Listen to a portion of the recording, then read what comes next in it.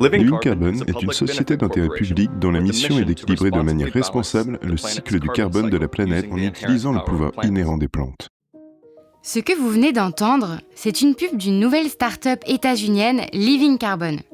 Elle a été cofondée par Maddie Hall, ancienne responsable à OpenAI, qui a mis au point ChatGPT. Leur projet ? Créer des arbres génétiquement modifiés pour booster la photosynthèse et leur capacité à stocker du carbone. Ces arbres sont vendus comme une aide à la lutte contre le dérèglement climatique. Cette entreprise entend monnayer ses puits de carbone via les crédits carbone. Dans ce 3e épisode de OMG Décodons les biotech, nous allons nous intéresser donc aux arbres génétiquement modifiés destinés à la lutte contre le changement climatique.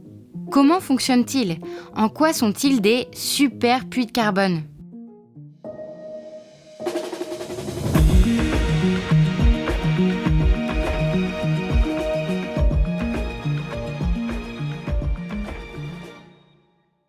Pour éviter les pires impacts du changement climatique, la concentration en dioxyde de carbone, CO2, devrait être à 350 parties par million ppm.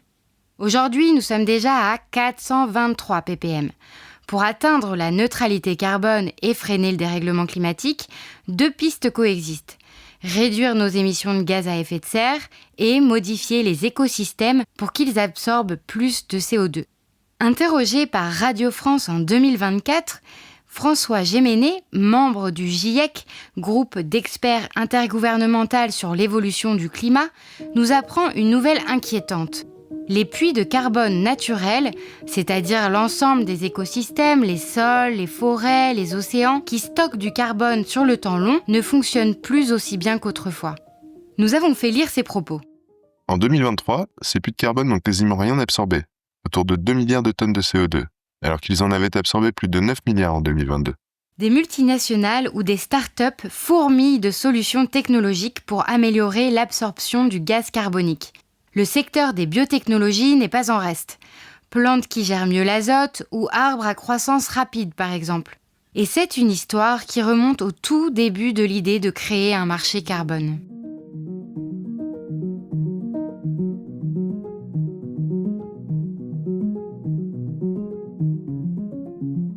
En 1995, les Nations Unies se sont réunies pour des négociations internationales afin de baisser les émissions de gaz à effet de serre. Cette rencontre a donné naissance au protocole de Kyoto. C'est la première étape de la finance carbone. Pour comprendre ce qu'on appelle la finance carbone, nous avons interrogé Philippe Delacote, chercheur à l'Institut national de recherche pour l'agriculture, l'alimentation et l'environnement, l'INRAE.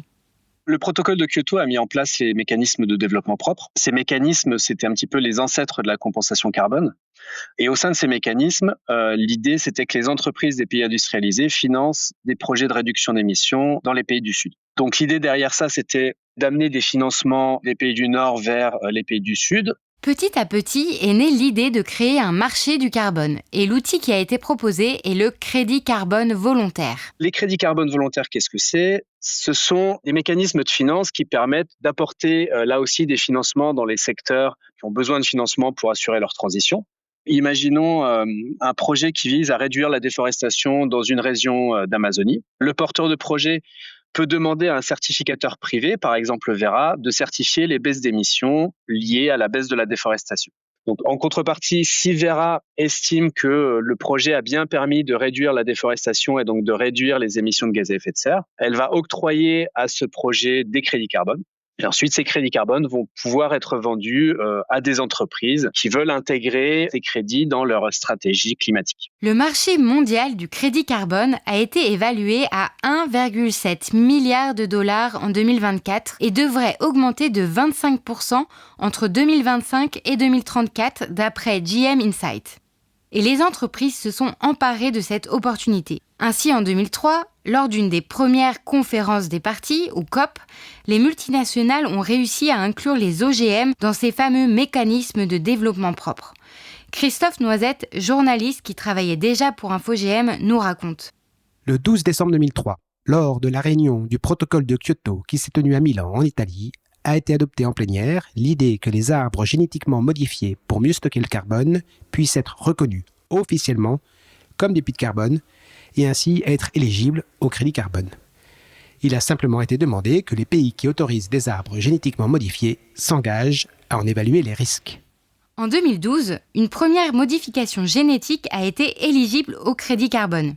Il s'agit de la technologie NU, pour Nitrogen Use Efficiency, ou efficacité de l'utilisation de l'azote. Mise au point par Arcadia Biosciences, ce procédé est censé créer des plantes transgéniques qui permettraient d'épandre moins d'engrais azotés. Or, les engrais industriels émettent du protoxyde d'azote, un puissant gaz à effet de serre. Arcadia Biosciences a signé des accords de licence avec des grandes entreprises semencières comme Monsanto, DuPont ou Vilmorin. Cette technologie est-elle efficace ? Impossible de le savoir. Aucune donnée objective n'a été publiée. Un certificateur de crédit carbone nous dit avoir abandonné une première méthode nue faute d'utilisation. Une deuxième méthodologie plus large, qui comprend des nus mais aussi des pratiques améliorées de gestion des engrais, a été utilisée par 35 projets, mais impossible de savoir si ces projets concernent ou pas l'utilisation de semences nues. L'absence de transparence est un problème récurrent dans la finance carbone. Un autre grand secteur de la compensation carbone, ce sont les arbres. De nombreux projets de reforestation sous des formes plus ou moins industrielles ont été éligibles à des crédits carbone. Et des entreprises de biotech promettent de modifier génétiquement des arbres pour qu'ils stockent plus rapidement du carbone. Cette idée n'est pas nouvelle. Dès 1993, Toyota a effectué des essais en champs d'arbres transgéniques dans le but d'absorber plus de carbone.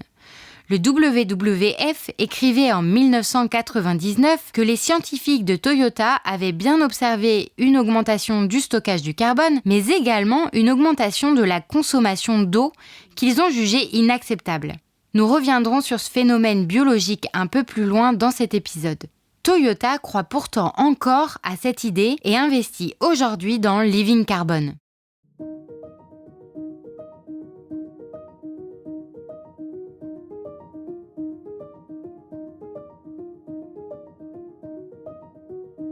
Plus récemment, ce sont des peupliers transgéniques de Living Carbon qui ont fait la une des médias.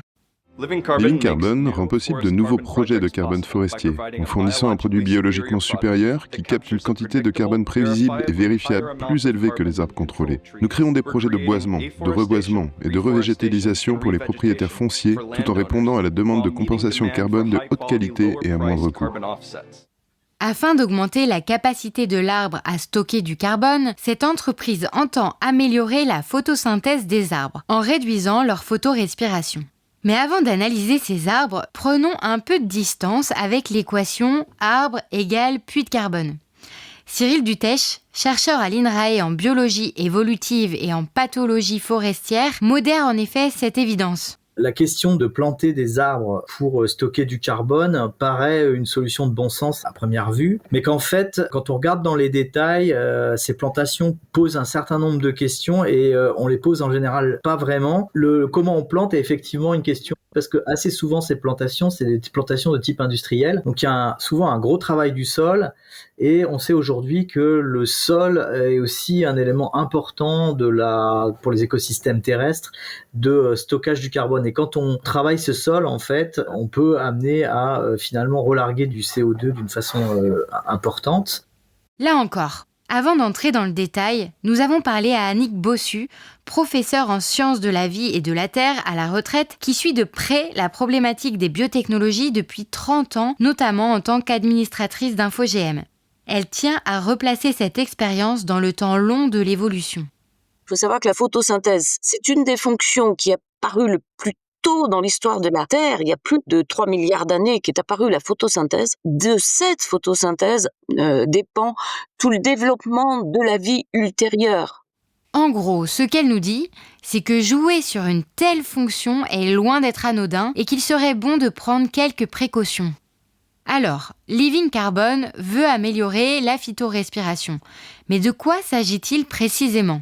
La photosynthèse, c'est la capacité qu'ont les plantes chlorophylliennes de fabriquer de la matière organique, par exemple, des feuilles, des branches, des fleurs, enfin toutes les parties de la plante. Donc de fabriquer des molécules organiques qui sont en fait des molécules qui contiennent du carbone à partir du gaz carbonique de l'air. Et c'est ça donc qui, dans la photosynthèse, permet de soustraire du gaz carbonique à l'atmosphère. Cependant, en même temps que les plantes font leur photosynthèse, elles utilisent ces matières organiques qu'elles ont fabriquées pour respirer. C'est là que Living Carbon voudrait réduire cette photorespiration pour que le rendement de la photosynthèse globale soit plus important. Oui, alors effectivement, quand on fait une analyse mécaniste, on se dit la photorespiration limite la photosynthèse. Jouer sur ces mécanismes est assez complexe. Living Carbon précise avoir initialement inséré 41 transgènes issus d'organismes divers, des citrouilles, des algues et même des bactéries. La photorespiration est-elle juste une limite, un gâchis comme Living Carbon la présente parfois? Il semblerait que non. Annick Bossu évoque certaines fonctions connues et importantes de la photorespiration. Apparemment, la photorespiration est préjudiciable à la photosynthèse. Cependant, si elle a été conservée au cours de l'évolution, c'est bien qu'elle a sa raison d'être. Et en effet, certaines études ont, par exemple, suggéré que la photorespiration puisse être indispensable à la fixation de l'azote des nitrates du sol, c'est-à-dire à la synthèse de certains acides aminés. Alors, ces acides aminés interviennent dans la lutte des plantes contre les pathogènes. Si donc ces acides aminés ne sont pas synthétisés, eh bien les plantes auront une moindre résistance aux maladies. Un autre inconvénient à supprimer la photorespiration, c'est que en fait, celle-ci protège les plantes lorsque l'éclairement est trop fort. Et ça arrive souvent. Et un éclairement trop fort, qu'est-ce que ça fait? Ça fait que les réactions de photosynthèse s'emballent. Et dans ces cas-là, ça risque de produire non pas de l'oxygène, mais de l'eau oxygénée. Et l'eau oxygénée pour les cellules, pour tout le vivant, elle est toxique, quoi. Au cours de son enquête, Annick Bossu a validé le souci évoqué précédemment avec les essais en champ de Toyota. La photosynthèse consomme beaucoup d'eau, et particulièrement le peuplier, qui est un arbre très gourmand en eau. Et du coup, ici, quand on augmente la photosynthèse, on augmente aussi la quantité d'eau puisée dans le sol. Elle évoque notamment plusieurs études. La première, publiée dans Tree Physiology, souligne que les arbres à croissance rapide, en particulier dans des plantations monospécifiques, une seule espèce d'arbre, ont tendance à utiliser plus d'eau que les espèces à croissance plus lente. Cette consommation accrue est attribuée à leur taux de transpiration plus élevé et à leur besoin en nutriments pour soutenir une croissance accélérée. La seconde étude, publiée dans Annals of Forest Science, met en évidence que les espèces à croissance rapide ont souvent une efficacité d'utilisation de l'eau plus faible et donc une consommation d'eau plus élevée par unité de biomasse produite.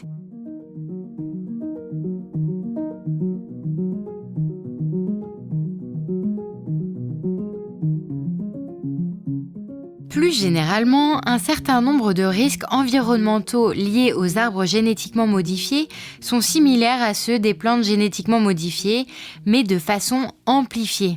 C'est ce que nous raconte Anne Peterman, directrice exécutive de Justice Ecology Project, une ONG états-unienne, et coordinatrice de la campagne Stop GE Trees. Il existe certains recoupements, certaines similitudes entre les problèmes liés aux cultures génétiquement modifiées et ceux liés aux arbres génétiquement modifiés. Mais il y a aussi de nombreux problèmes supplémentaires lorsqu'on parle d'arbres génétiquement modifiés, car ils sont très différents des plantes cultivées. Par exemple, les arbres peuvent vivre dans un écosystème sauvage interconnecté avec de nombreuses autres espèces d'arbres, de plantes de sous-bois, d'insectes, de reptiles, d'oiseaux, de champignons, etc. Tout ce qui se trouve dans une forêt. Et ils peuvent vivre pendant 200 ans ou plus. Donc le problème posé par des arbres ayant toutes ces relations complexes et une longue durée de vie dans l'environnement est assez différent de celui des plantes cultivées annuelles. Prenons un exemple simple. Le pollen du colza peut se disséminer sur une trentaine de kilomètres. Le pollen d'un arbre, lui, peut se diffuser jusqu'à 600 kilomètres. Les risques de contamination sont donc grandement accrus.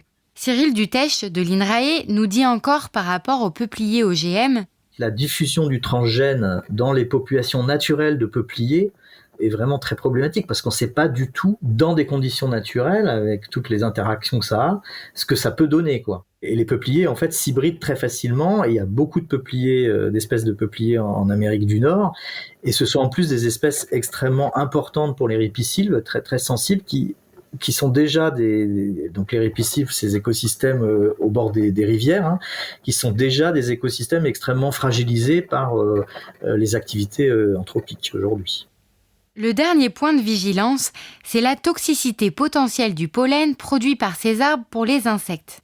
Living Carbon n'a présenté aucune étude qui permette d'exclure ce risque sur les insectes. Les études menées sur d'autres peupliers OGM testés en Europe n'ont montré aucune toxicité particulière, mais pour Cyril Dutèche, ces tests ne sont pas concluants.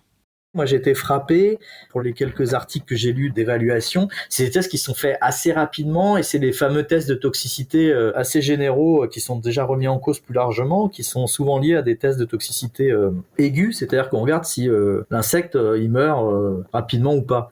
Mais en fait, on sait qu'aujourd'hui, la toxicité d'une molécule, c'est beaucoup plus compliqué que ça et que ça peut conduire, par exemple, à des modifications de comportement qu'on voit pas nécessairement et qui ont des répercussions assez fortes. Et au-delà des insectes, est-ce que le pollen de ces peupliers transgéniques pourrait être toxique pour les humains ? D'après nos recherches, il n'existe à ce jour aucune étude publiée qui évalue la capacité allergène des peupliers OGM développés par Living Carbon.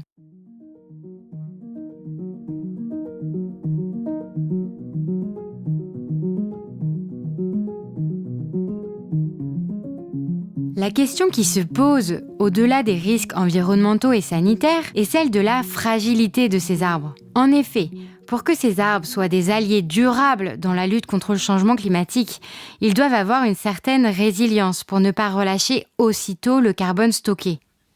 Or, une étude publiée dans Nature Communications révèle que les arbres à croissance rapide, comme le sont nativement les peupliers, ont une durée de vie plus courte. Cette relation inverse entre croissance rapide et longévité a été observée pour plus de 110 espèces sous divers climats.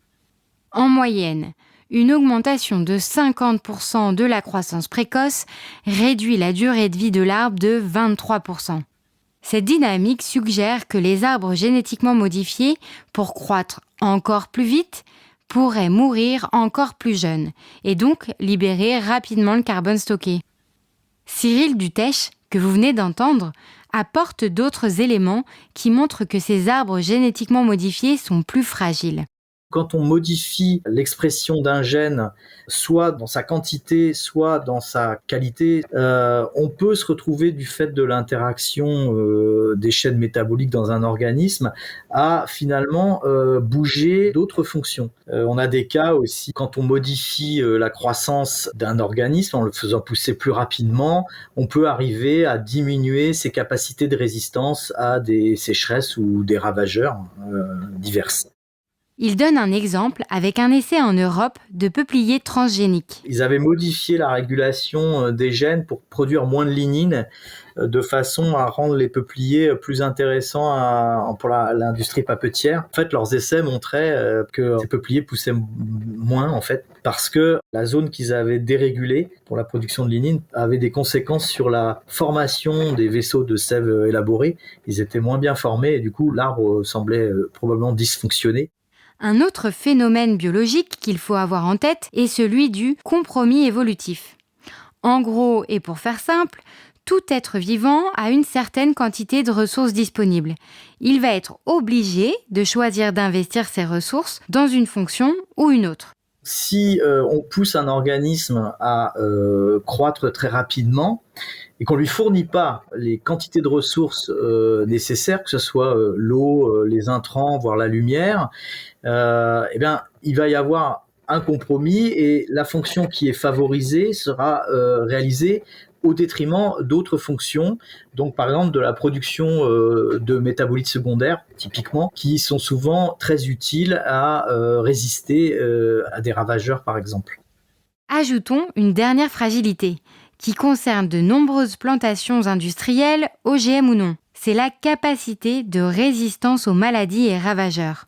Living Carbon a utilisé un clone sélectionné par l'INRA pour sa facilité à être modifié. Le problème, c'est que et ça c'est connu des plantations monospécifiques, c'est que on a affaire à des plantations qui sont finalement qu'un seul individu et pour lesquelles il est plus facile pour un agent pathogène, notamment, ou voire un insecte, de s'adapter, puisqu'en fait, il n'est pas confronté à une diversité spécifique et une diversité génétique. En fait, ça conduit à des épidémies extrêmement violentes et extrêmement rapides, et souvent à la destruction rapide en fait des plantations. Ce phénomène a été observé notamment par l'INRAE de Nancy dans les années 80 avec un clone de peuplier qui avait été sélectionné pour sa résistance à une maladie, la rouille du peuplier. Ce clone a été très apprécié et donc cultivé largement. Or, le parasite a trouvé une façon de contourner la résistance sélectionnée et comme ces plantations étaient très proches génétiquement, elles ont été rapidement décimées.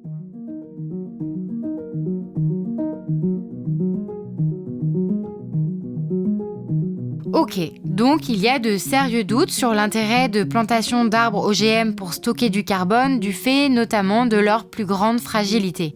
Pourtant, les peupliers génétiquement modifiés de Living Carbon sont déjà cultivés. Les premiers essais en champ ont eu lieu en 2021 dans l'Oregon et en 2023 en Géorgie. Elle a levé 36 millions de dollars en promettant 4 à 5 millions de peupliers d'ici 2024, sans préciser s'ils seront génétiquement modifiés ou non. Or actuellement, d'après les informations disponibles, la start-up n'a planté que 170 000 arbres, dont 8 900 génétiquement modifiés. Living Carbon précise sur son site qu'elle a également commencé à planter ses arbres auprès de propriétaires fonciers privés en Pennsylvanie, Géorgie et Californie. Elle fournit les arbres gratuitement et prend en charge les frais de plantation. Mais en échange, elle conservera les droits sur les crédits de carbone générés par ces plantations. Les propriétaires recevront des paiements annuels. Actuellement, d'après nos recherches, les premières plantations de peupliers transgéniques de Living Carbon n'ont pas encore permis de garantir officiellement des crédits carbone certifiés et commercialisés. Ils proposent seulement des préventes. Concrètement, au lieu de vendre uniquement des crédits déjà générés, Living Carbon demande aux entreprises de s'engager à acheter des crédits futurs en payant une partie du montant à l'avance. Cela permet à Living Carbon d'avoir des fonds immédiats pour financer ses propres projets. Le problème avec ces préventes est qu'on est dans l'incapacité à estimer si ces arbres stockeront réellement du carbone et combien. Anne Peterman nous explique pourquoi il est actuellement impossible de répondre à cette question.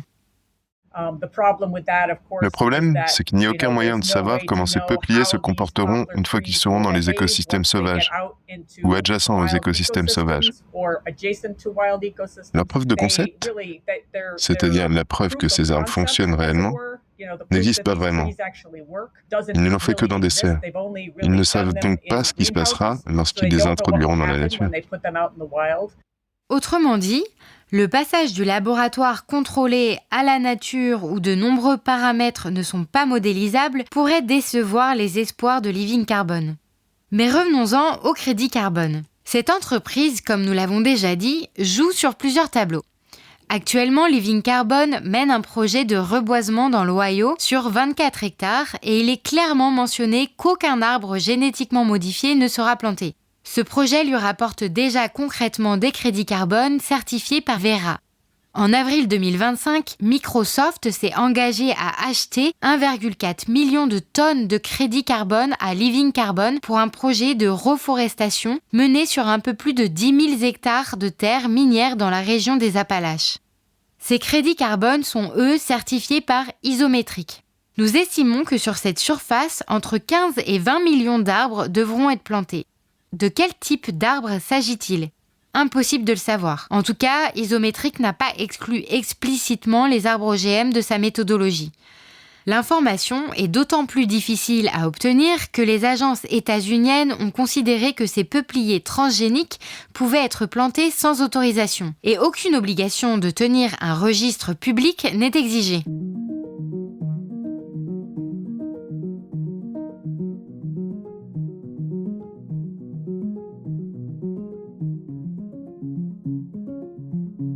vient de parler de Isométrique et de Verra. Mais qui sont ces organismes ? À quoi servent-ils ? Pour comprendre cela, redonnons la parole au chercheur de l'INRAE, Philippe Delacote. Un point important, c'est le rôle du certificateur.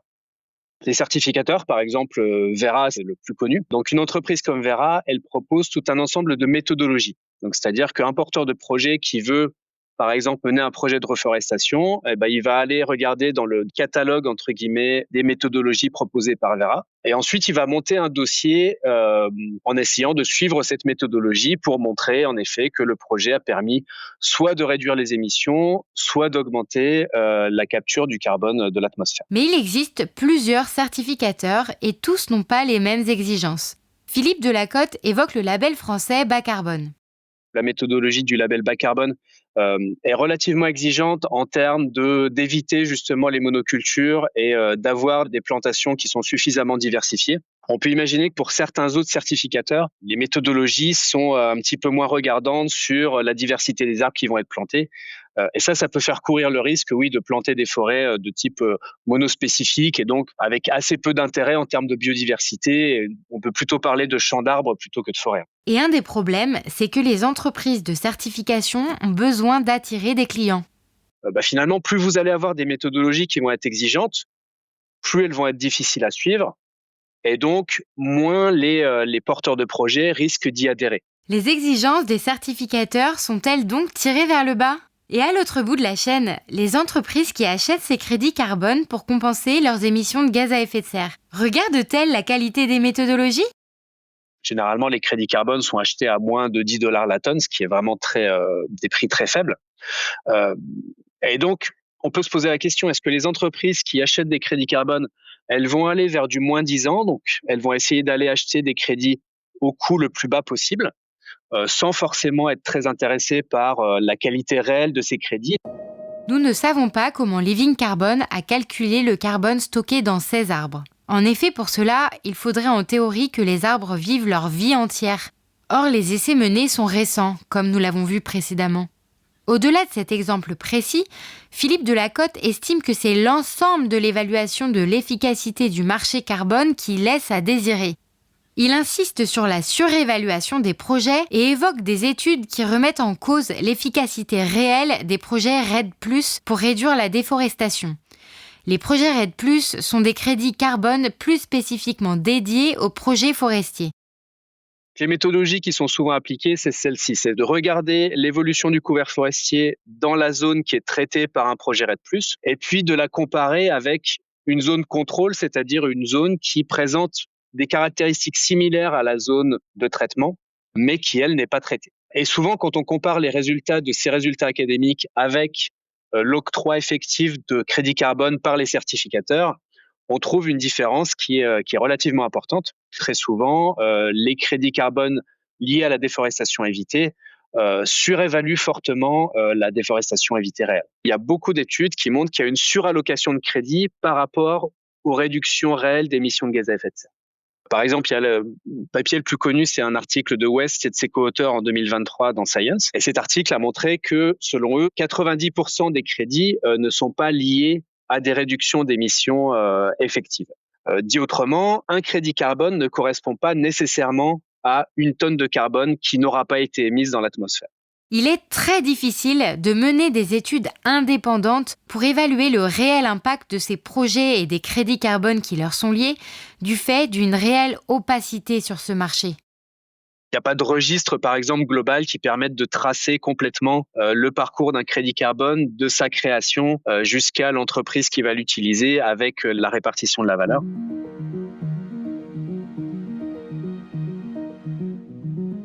Résumons.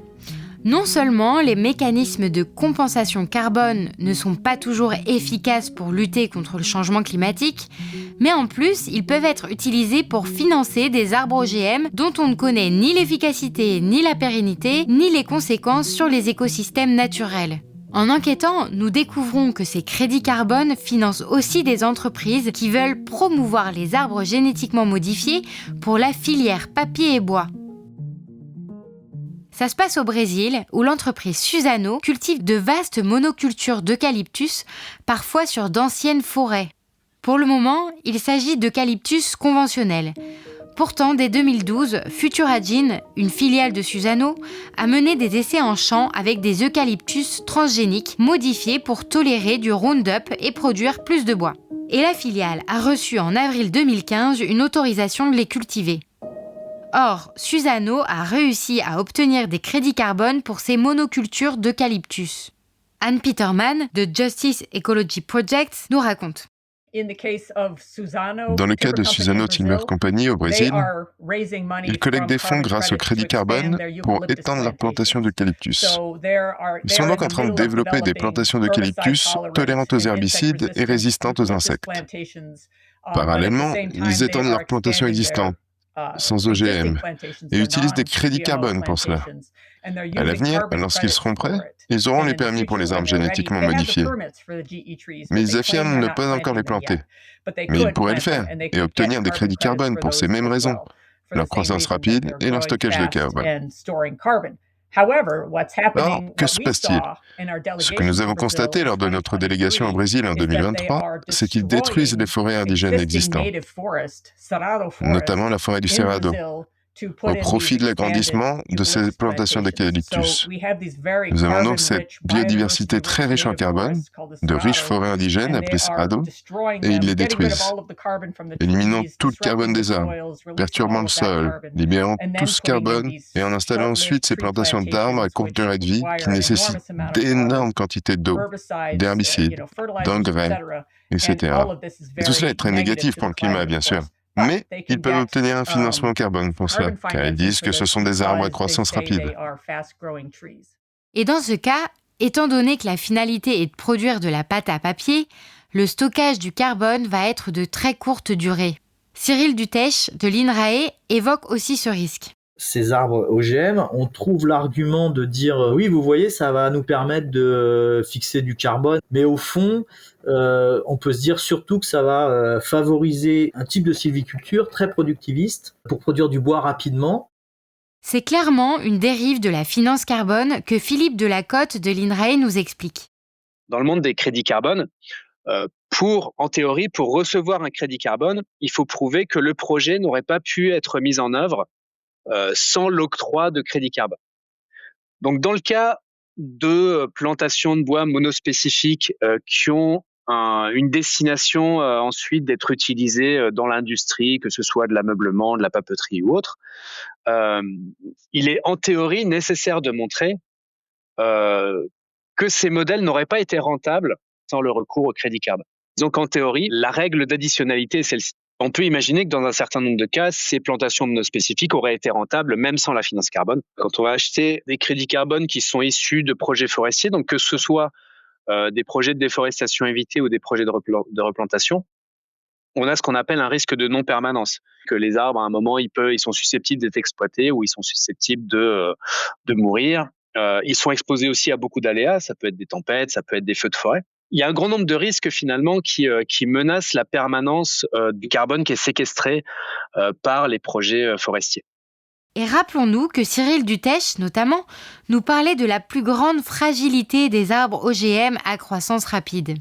Ça ne veut pas dire que ce n'est pas intéressant, c'est-à-dire, par exemple, un projet de replantation qui permet de stocker du carbone pendant plusieurs décennies, même si cette séquestration, elle ne se fait pas pour toujours, ça a quand même un intérêt sous l'angle climatique. Et ce, encore plus si derrière, une autre forêt est replantée qui va reséquestrer à nouveau le crédit carbone qui aurait été planté. Mais néanmoins, c'est clairement quelque chose à avoir en tête que sur un grand nombre de projets liés au crédit carbone, et je pense en particulier au crédit forestier, il y a un problème de non-permanence qui est assez compliqué à prendre en compte.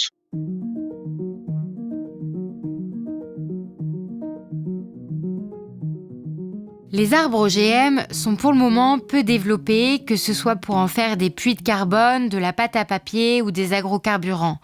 Mais cela pourrait changer. On assiste depuis quelques années à un intense lobbying des entreprises de biotech au sein du FSC, le Forest Stewardship Council, le plus grand label de la production de bois dit durable du monde. Anne Peterman, qui fait campagne depuis des années contre les arbres OGM, nous raconte ce qu'il se passe au FSC depuis quelques années. L'interdiction par le Forest Stewardship Council des arbres génétiquement modifiés sous son label de certification ou des produits issus d'arbres génétiquement modifiés a constitué un obstacle majeur au développement commercial des arbres génétiquement modifiés par des entreprises comme Suzano, qui sont certifiées FSC. C'est vraiment l'un des moyens les plus importants pour empêcher la certification des arbres génétiquement modifiés. Mais Suzano et certains chercheurs ont essayé, il y a quelques années, de convaincre le FSC d'ouvrir une brèche dans l'interdiction des arbres génétiquement modifiés, en faisant ce qu'ils ont appelé une recherche. En gros, il s'agissait de faire des recherches sur les arbres génétiquement modifiés pour voir s'il était possible de le faire en toute sécurité et de manière durable. Nous avons répondu par une campagne et beaucoup de gens ont écrit des lettres au FSC. Le conseil du FSC n'a pas donné suite à cette demande, de sorte qu'à l'heure actuelle, l'interdiction du FSC est toujours là et intacte, comme avant. Ce que nous dit Anne Peterman est une réalité. Les pros-OGM s'activent dans les couloirs du FSC. En 2022, le FSC a proposé, je cite, un processus d'apprentissage sur la question des arbres OGM. Or, pour le mettre en place, le FSC a constitué un panel d'experts à la neutralité toute relative. Nous ne listerons pas toutes les personnes en situation de conflit d'intérêts, mais citons par exemple Jason Delborn qui a travaillé à l'acceptabilité sociale des OGM destinés à la conservation du châtaignier américain avec un châtaignier génétiquement modifié. Ou encore Keith Roberts-Hayes, chercheur en Australie dans une organisation relativement favorable aux biotechnologies qui étudie les moustiques génétiquement modifiés. Comme l'a précisé Anne Peterman, la campagne internationale a porté ses fruits. Fin mars 2023, le conseil d'administration du FSC annonce qu'il met fin à ce processus d'apprentissage. Il explique que ce processus décrié risque de diviser les membres du FSC et peut porter préjudice à la mission et à la réputation de ce label.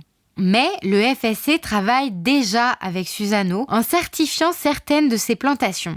En 2009, le FSC précisait qu'il souhaitait, je cite, s'associer uniquement à des organisations qui ne sont pas directement ou indirectement impliquées dans les activités inacceptables comme l'introduction d'organismes génétiquement modifiés. Mais en 2015, le FSC déclarait que tant que les plantations Suzano certifiées FSC n'incluaient pas d'OGM, cela ne leur posait pas de problème que Suzano ait réalisé des essais en champ avec des arbres OGM.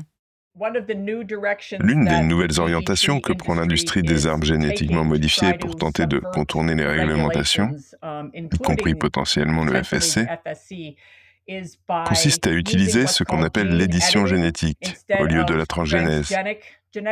Et à dire que l'édition génétique, qui consiste à retirer des gènes ou à les déplacer dans un génome sans introduire d'ADN étranger provenant d'une espèce différente, n'est pas la même chose que le génie génétique et devrait être exclu des réglementations sur le génie génétique. Ce qui rappelle très bien ce qui se passe en Europe. Dans l'Union européenne, un texte déréglementant les plantes et arbres OGM est en cours de négociation. Les arguments de la Commission européenne pour lancer ce chantier législatif étaient l'adaptation de la réglementation à ces nouvelles techniques génétiques et bien sûr l'adaptation au changement climatique.